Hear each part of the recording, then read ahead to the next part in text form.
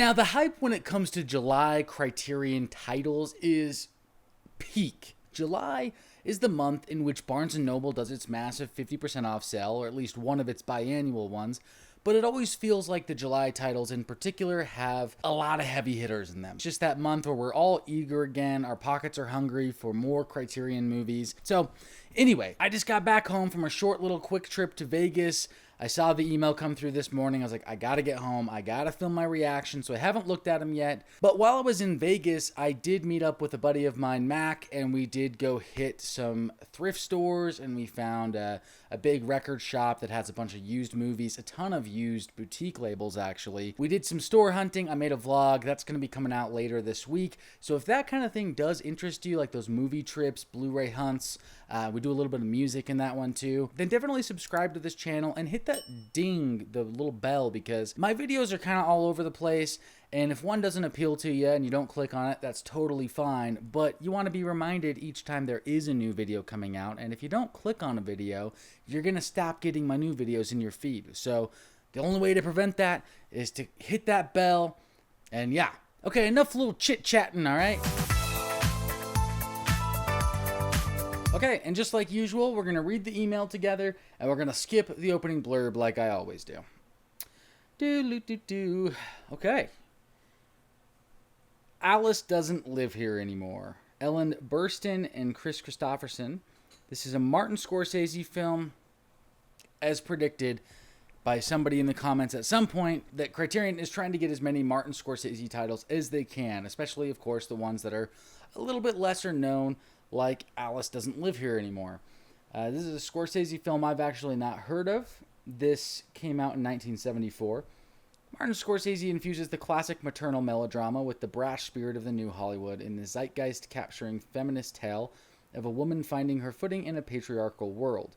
An Academy Award-winning Ellen Burstyn shines as Alice Hyatt, a newly widowed mother who, with her precocious son, Tommy, takes off across the Southwest to pursue her dreams of becoming a singer. Boasting vivid... Okay. Whew, okay. Sorry, I'm a little sleepy from the plane. I need to hype myself up here. I don't know. There's definitely some Scorsese that I need to still dive into. I mean, like, I've not seen After Hours, and I heard a lot of really great things about that movie when it came out to Criterion. So I think if I decide to kind of go down the Martin Scorsese rabbit hole of like his older films that have been in Criterion, I'd probably start with After Hours and then go from there. So it doesn't immediately sound appealing to me, I'll be honest. Bum, bum, bum, bum, bum, bum. Okay, moving on. Paul Newman is HUD. I'll tell you what, I do love myself some Paul Newman frozen pizza. If you find it on sale for 2 for $10 or whatever the price is, definitely get it. I highly recommend. Paul Newman is HUD. Never heard of this one either. It looks like a classic Western. This is 1963, directed by Martin Ritt. Okay. A family's downfall becomes a stark elegy for the ideals of the American frontier in this quietly subversive reimagining of Western myths. In the fourth of his 6 collaborations with the progressive director Martin Ritt, Paul Newman created his darkest role yet as Hud Bannon, a charismatic but ruthlessly unprincipled rancher. Hud's ambition to seize control of an ailing cattle business from his tradition-bound father drives the family, including his worshipful nephew and worldly-wise housekeeper, toward collapse, whose austere black and white lensing lends psychological dimensions to the desolate Western vistas. Hud daringly rewrites the image of the heroic cowboy for a disillusioned generation. That does sound fascinating to me. 1963, I've talked about on this channel how I don't watch enough Westerns. I never really have. It's a genre that hasn't always appealed to me, although my dad's always been a huge Western fan. He'd probably be the guy to go to guide me in the right direction here. But HUD might be coming at the right time, right place for me in my life. By July, I might just be in the midst of a Western frenzy. Next up, The Crying Game, written and directed by Neil Jordan. Okay, this came out in 1992. I like the artwork.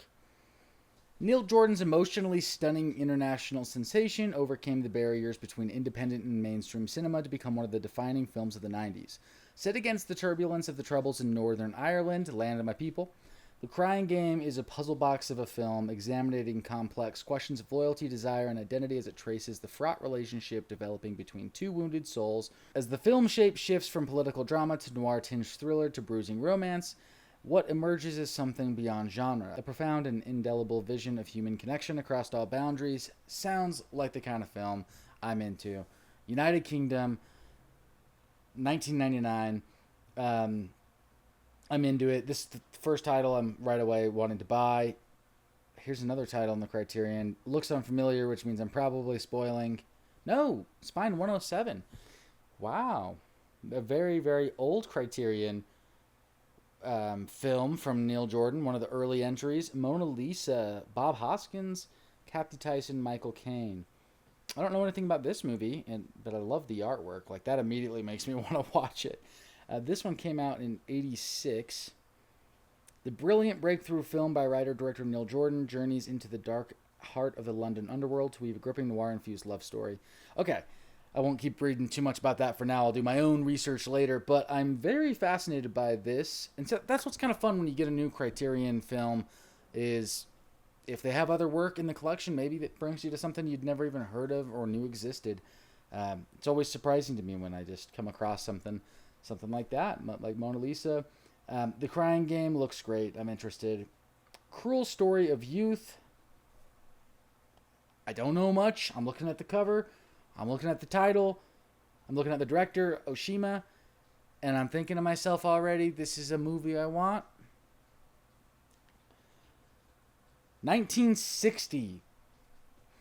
A scorching tale of toxic love in a toxic world, Nagisa Oshima's second feature film marked the artistic breakthrough of one of the most radical voices in the history of Japanese cinema. Caught in the dog-eat-dog crucible of post-war Tokyo, teenage lovers Makoto and Kiyoshi turn to a life of crime, entrapping lecherous, middle-aged men in order to extort their money.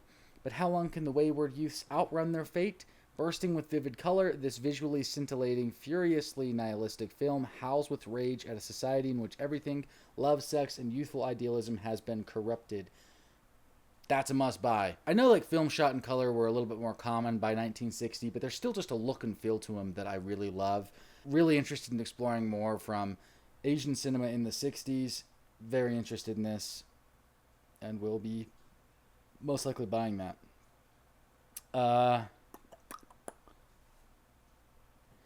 Don't know what this is. I'll remind you of everything. The films of Mike Mills.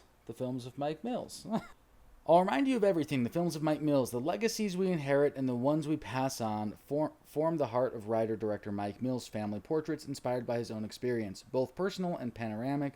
The films collected here, Beginners, 20th Century Woman, and Come On, Come On, set their stories of parents and children against the backdrop of a changing America from the 70s to the present day, anchored by performances of depth and wit from the likes of Christopher Plummer, Ewan McGregor, Annette Bening, Greta Gerwig, Elle Fanning, Joaquin Phoenix, and Gabby Hoffman. These three films compose a mosaic of Mills' own life from the boyhood and to fatherhood, and of the people, places, music, and memories that marked him along the way.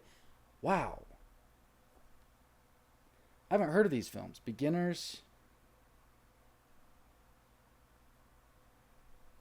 20th Century Woman from 2016, and Come On, Come On from 2021. Yeah, I'm in. This is totally my vibe.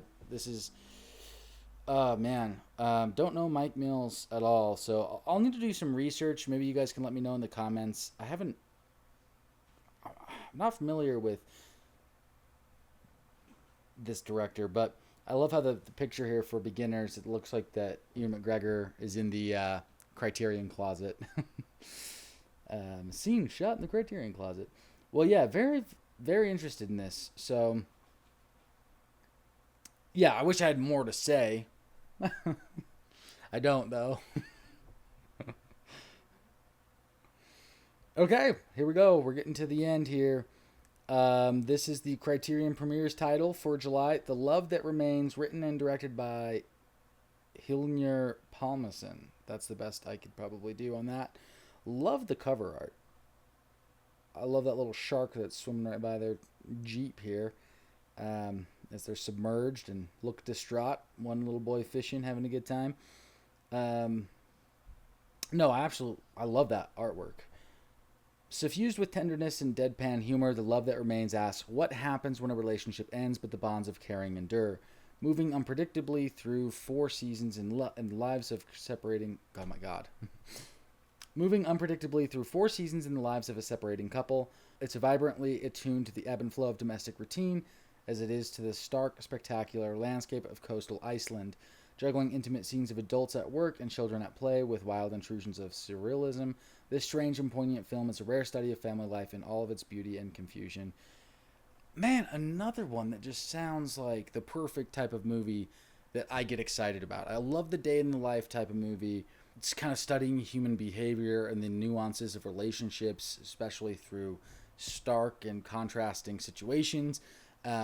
This sounds like a great one too. This is also an Icelandic film, and having that as the setting sounds like it would be a really beautiful world to step into for a couple of hours. So yeah, I'm really liking these titles. I would say, as far as like July heavy hitters are concerned, I don't know what the heavy hitter is here aside from maybe Scorsese's, because like I don't know that much of these titles are necessarily popular or new releases, but I'm actually happy about that.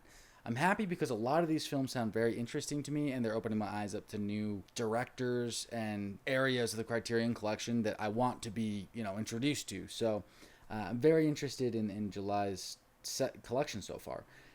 And then this final one is obviously a 4K version of The Elephant Man, which is kind of perfect because it's the only David Lynch film I don't own. I've got the rest of them here, but I do not own Elephant Man. I also don't own Twin Peaks Fire Walk with Me, so I totally lied. I guess there's 2 that I don't own, but I still haven't watched Twin Peaks, so that's kind of why I don't own that one. I should watch Twin Peaks this year. Okay, Elephant Man, I don't need to read about it. You guys know about this film. 4K edition. What do you guys think of Elephant Man? I've actually not seen it. I would consider myself a big Lynch fan because I've seen quite a few of his films many times, but for whatever reason, The Elephant Man wasn't as appealing to me. I didn't get around to watching it. I know it's Anthony Hopkins. I probably will buy this, and this will just be the time that I finally watch it, which is great. So I'm always looking forward to that. Always looking forward to some more Lynch. But yeah, I want to know what you guys think. Anyway, that is the entire lineup for July. I gotta say, it's a good lineup. I'm not too excited about the Scorsese film, and the Western doesn't immediately grip me, but I'm trying to kind of force myself out of my comfort zones. But every other film after that, very appealing to me, and damn, my wallet is gonna be hurting in July, that's for sure. Anyway, that's the whole video. Definitely subscribe to the channel. Like I said, I do have some videos coming up, some vlog style videos that I think will be really fun, where we go shopping, talking about movies, picking out some different films. And I always love doing a video like that. All right, we'll catch you guys in the next one. Remember to stay groovy, baby.